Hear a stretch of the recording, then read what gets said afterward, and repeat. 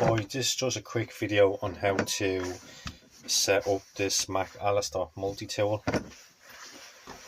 First of all, on top you have a lever that you pull back all the way like so. Get your blade this way and put in here, and you'll feel the little grooves slot in where you can't really move side to side. Then all you do is pull the lever back and click it in, and that blade is now locked in place.